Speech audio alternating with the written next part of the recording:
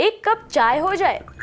बस इतना कहने भर की देर है कि चाहे जितनी भी व्यस्तता हो या काम का दबाव, सब कुछ छू हो जाता है। जैसे ही चाय का एक घूंट गले के नीचे उतरता है, राहत की सांस मिल जाती है। चाय की ये आदत भारत में सालों पुरानी है। चाय की प्याली के बिना सुबह के अखबारों की खबरों में स्वाद नहीं आता, दोस्तों से मुलाकात रास नहीं आती, और अब तो राजनीति में भी चाय पर चर्चा होने लगी है। लेकिन क्या आपने कभी सोचा है कि आखिर चाय आई कहां से? अगर नहीं पता तो आइए आज जानते हैं चाय की चुस्कियों के राज। नमस्कार, मैं हूं किरण, स्वागत है आपका जन संदेश टाइम्स में। और आज हम पेश हैं आपके लिए चाय से जुड़ी जानकारियां लेकर। अगर आपको लगता है कि चाय की खोज करने में बहुत मशक्कत हुई होगी तो आप बिल्कुल गलत हैं। चाय की खोज करने के लिए वैज्ञानिकों की जरूरत ही नहीं पड़ी, बल्कि इतिहास में एक ऐसी घटना का जिक्र है जो बताती है कि चाय की खोज अपने आप ही हो गई थी। बताया जाता है कि आज से करीब 5000 साल पहले चीन में सम्राट शेन नुंग का राज था। वे खुद को स्वस्थ रखने के लिए रोजाना खाली पेट गर्म पानी पीते थे। ये पानी वे सुबह टहलने के बाद अपने बगीचे में बैठकर पिया करते थे। एक दिन वे रोजाना की तरह टहलकर वापस आए और कुर्सी पर बैठ गए। उनके रसोइया ने उनके लिए गर्म पानी का गिलास लाकर रख दिया। सम्राट अपने दूसरे साथियों के साथ चर्चा में व्यस्त थे कि तभी गर्म पानी के पास कुछ झाड़ियों से आकर उस पानी के गिलास में ऐसा पड़ गया जिससे पानी का रंग बदल गया और उसमें से खुशबू आने लगी। सम्राट ने वो पानी पीना चाहा, लेकिन दरबारियों ने कहा कि ये पत्तियां जहरीली भी हो सकती हैं। लेकिन उन्होंने किसी की नहीं सुनी और वो पानी पी लिया। पानी पीकर उन्हें ताजगी महसूस हुई। सम्राट ने महल के सभी खानसामों को बुलाकर उन पत्तियों की तलाश करवाई। साथ ही आदेश दिया कि अब वे रोज उन्हें इन्हीं पत्तियों का उबला हुआ पानी दिया करें। तब से न केवल सम्राट बल्कि दूसरे दरबारी भी उस पेय को पीने लगे। धीरे धीरे ये चीन की आम जनता का पसंदीदा पेय बन गया। चीन अपने देश में आने वाले विदेशियों का स्वागत भी इसी पेय से किया करता था। हालांकि वहां के निवासियों को सख्त हिदायत थी कि वे इस रेसिपी को किसी दूसरे के साथ शेयर नहीं करेंगे। यही कारण रहा कि सालों तक दुनिया के बाकी हिस्सों में चाय की खोज की भनक भी नहीं लग पाई। चूंकि ये पूरी तरह से प्राकृतिक थी, इसीलिए चीन में बौद्ध भिक्षुओं ने भी इसका सेवन शुरू कर दिया। चाय पीने से उन्हें शरीर में गर्मी का एहसास होता और ताजगी मिलती। इसके कारण उन्हें लंबे समय तक नींद नहीं आती थी, जिससे वे देर तक ध्यान कर पाते थे। जब उन्हें चाय के फायदे मालूम हुए तो वे अपने साथ इन पत्तियों को सहेज कर रखने लगे। जहां एक ओर चीन की आम जनता और दरबारी चाय के राज को दुनिया से छिपाए हुए थे, वहीं दूसरी ओर बौद्ध भिक्षु जहां भी गए उन्होंने चाय बनाकर पी और अपने पास के लोगों को पिलाई भी।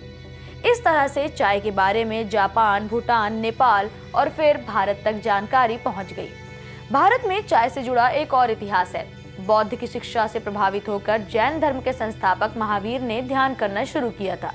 ये वो दौर था जब उन्होंने धर्म की स्थापना नहीं की थी, बल्कि वे खुद ज्ञान प्राप्ति के मार्ग पर थे। बौद्ध भिक्षुओं से ध्यान के गुण सीखने के दौरान महावीर को चाय की पत्तियों के बारे में पता चला। उन्होंने भारत के असम में उन झाड़ियों को खोज निकाला जहां से चाय की पत्तियां मिल सकती थीं। ये एकांत वन था, इसलिए उन्हें ध्यान करने के लिए पर्याप्त जगह भी मिल गई और इस तरह महावीर ने जंगल में करीब 7 साल तक ध्यान किया। कहते हैं कि इस दौरान वे खुद को जीवित रखने के लिए चाय की पत्तियों को चबाया करते थे। इन पत्तियों के असर से उन्हें नींद नहीं आती थी और वे बिना भोजन के भी ध्यान करने में सक्षम रहते थे। ये भी कहा जाता है कि बौद्ध भिक्षुओं द्वारा ही असम की आम जनता तक चाय के गुणों की बात पहुंची और उन्होंने भी इसे रोजमर्रा के जीवन में शामिल कर लिया। वैसे चाय का उपयोग औषधि के तौर पर भी किया जाता रहा है। कहते हैं कि इसकी पत्तियों से घाव भर जाते थे और इसका काढ़ा बनाकर पीने से शरीर में स्फूर्ति आती थी। इस तरह चीन से होते हुए चाय भारत पहुंच गई। चाय बेशक भारत आ चुकी थी, लेकिन इसका प्रचार प्रसार यहां आकर रुक गया, जबकि जापान से होते हुए चाय की महक इंग्लैंड तक पहुंच चुकी थी।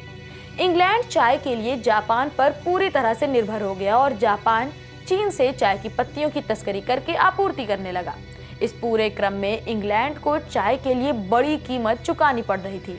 भारत में ईस्ट इंडिया कंपनी की शुरुआत होने के साथ ही अंग्रेजों ने यहाँ के आम लोगों के खान पान पर भी अध्ययन शुरू कर दिया। इसी बीच उन्हें पता चला कि असम के लोग एक काले रंग का पेय पदार्थ पीते हैं जो उन्हें ताजगी देता है। जब अंग्रेज अधिकारियों ने उस पेड़ की जांच की तो पाया गया कि ये जंगली चाय की पत्तियां हैं। अंग्रेजों के लिए असम की चाय किसी खजाने से कम नहीं थी। भारत में चाय होने की सबसे पहली खबर 1834 में गवर्नर लॉर्ड विलियम बेंटिक को मिली।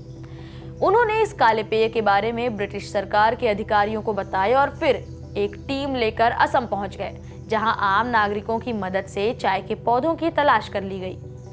1 साल मेहनत करने के बाद उन्होंने 1835 में असम के अंदर चाय का पहला बाग लगाया। जब चीन तक ये बात पहुंची कि भारत में चाय का उत्पादन हो रहा है तो उन्होंने अंग्रेजों से व्यापारिक समझौता किया। इस समझौते के तहत उन्होंने चीनी चाय के कुछ बीज भी भारत भिजवाए। अंग्रेजों ने चाय के बीजों को परीक्षण के लिए कलकत्ता के परीक्षण केंद्र भी भेजा। कुछ महीनों की मेहनत के बाद देखा गया कि चीनी चाय की पत्तियों के लिए भारत की भूमि अमृत की तरह है और उसका स्वाद पहले से ज्यादा बेहतर हो गया है। इस तरह अंग्रेजों ने चाय की बागानों को विस्तार दिया। असम से होते हुए दार्जिलिंग और फिर दक्षिण भारत में चाय की पैदावार शुरू हो गई। असल मायनों में अंग्रेजों ने भारतीय चाय को अंतर्राष्ट्रीय बाजार तक पहुंचाया।